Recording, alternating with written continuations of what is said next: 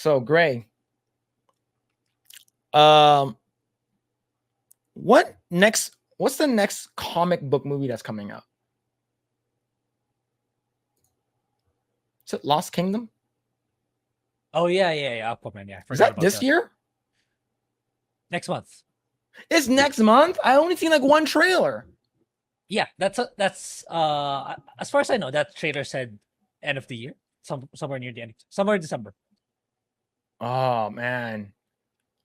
Well, we got some bad news. It comes to us from Bounding in the Comics. Aquaman and the Lost Kingdom. Director James Wan reveals he completely changed the film's version of Karshon, villain now a powerful female Atlantean politician instead of a human shark. Yeah, it's so weird, man. Well, we already know what they're trying to do. We already know what they're trying to do already, right? We basically we have this. We're basically this is basically it. Uh-huh. Yep. Yep, put a chick in it and make her lame and gay. So, yeah. So instead of getting like something like King Shark, like a half human, half shark, that could have been fucking cool. No, instead we're gonna have strong female Atlantean politician. Yep, shark and politician, the same thing. Yeah, shark, Hillary Clinton, probably. All right, let's see. While a walking, talking human shark seems like an exact kind of comic book camp the audiences would absolutely gobble up at the box office, Aquaman and the Lost Kingdom director James Wan has revealed that outside of a name, that the film's live-action take on the villain Karshon will share nothing in common with the human shark hybrid's original comic book incarnation. Damn, this would have been fucking crazy. Yeah. Holy shit. That would have been insane. It would be like King Shark, but like times a million. See, first introduced in the DC Comics canon 1963's Green Lantern, Karshon originally began life as nothing more than an ordinary tiger shark. However, after being bombarded with radiation thanks to a nuclear reaction experiment gone awry, the fish suddenly traversed evolutionary aeons in matters of minutes, became a man, and evolved into an evolved past man. Okay. Oh, whoa. Shark. Oh, it looks so funny. Look at Shark Man. Let's see. Yet, despite the physique, advanced brain power, and extremely powerful mental abilities granted to him by his new humanoid form, Karshon still found himself a slave to the baser instincts. And upon coming to terms with his updated existence, he immediately sought out the strongest prey in the area, Green Lantern. Though his initial reign of terror would probably brought to a swift end thanks to Emerald Knight's unshakable willpower, Karshon would continue to serve as a minor antagonist of the Corpse Earth-based member throughout the years. His most notable appearance coming during Crisis on Infinite Earths, when he was revived by Guy Gardner to serve as a kamikaze shark. Kamikaze attacker against the anti-monitor home base. Was that Quard? Well, unfortunately, Karshon DC's overabundance of shark-themed villains left the D-lister a little bit room to swim in the publisher's canon. A brief dalliance with the newly revived Hal Jordan in the fifth 6 issues of. Oh man, this is so stupid. But now he's got no way if that person. But yeah, before I move forward and read the rest of this article, what do you think about him, Karshon, being a female now? Why didn't they just make this new female character instead of using the name of or replacing the villain? You could have just added this new female character in if you wanted to do your usual DEI thing. That's how I see it. It's like you didn't have to sacrifice Karshon. You could have, maybe Karshon would have been kept in the sidelines until another Aquaman movie. Yeah, and as far as I know, this Karshon character is also in the Suicide Squad game.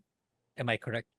No, I believe that's King Shark. That's a different. That's a Oh, different. okay. It's a different villain. Yeah, I'm interchanging it. I'm getting confused Okay, with the here. shark characters. All right, here we go.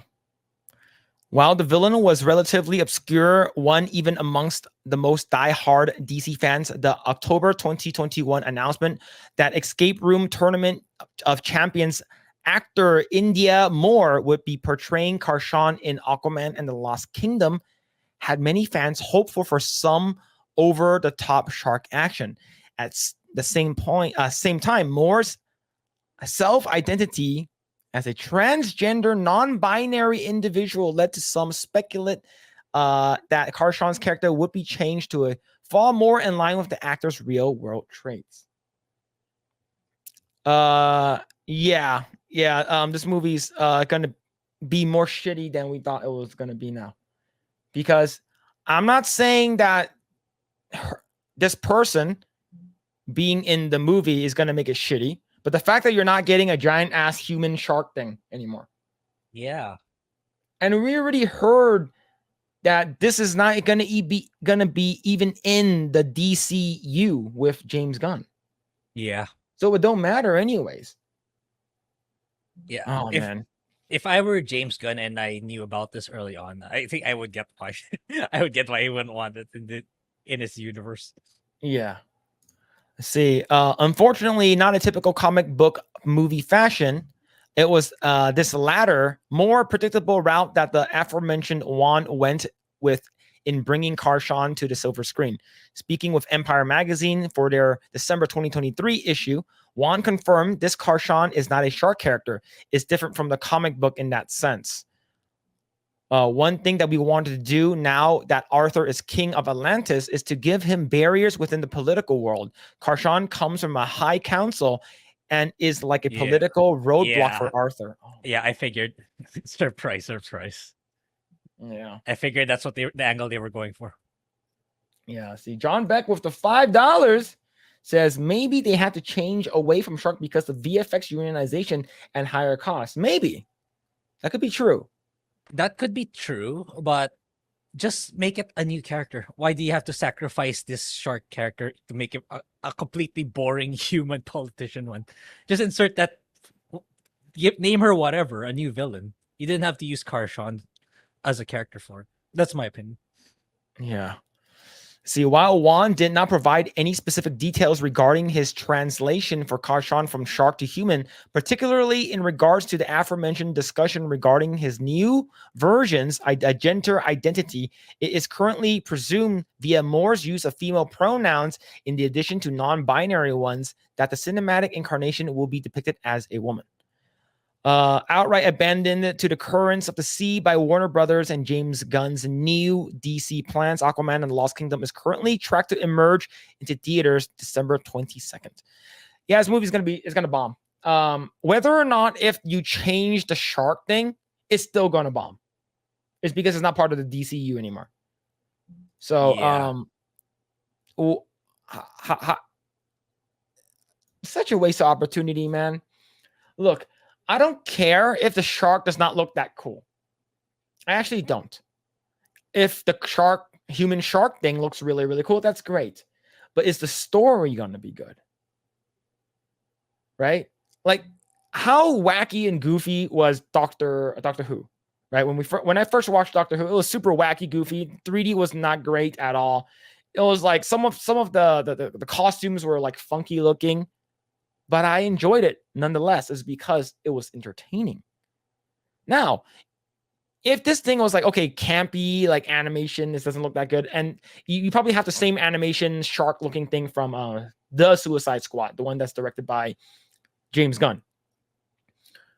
If you have something like that, just a lot bigger, I think people will be fine with it. You don't have to make it look fucking insanely super realistic or whatever, but in terms of story wise, if they're going to do that, it's just a missed opportunity. But overall, I think this movie is just gonna suck donkey nipples, man.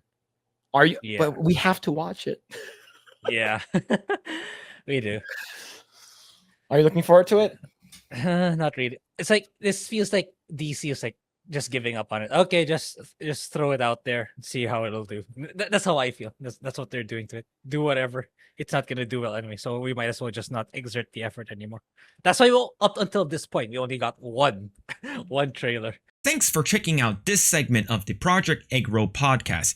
If you like what we do here, please like, share, subscribe, hit the notification bell, and you will know next time when we go live. We do go live every Saturday at 8 p.m. Once again, we are just getting started. Tons of more video to come. Thanks, and we'll see you guys next time.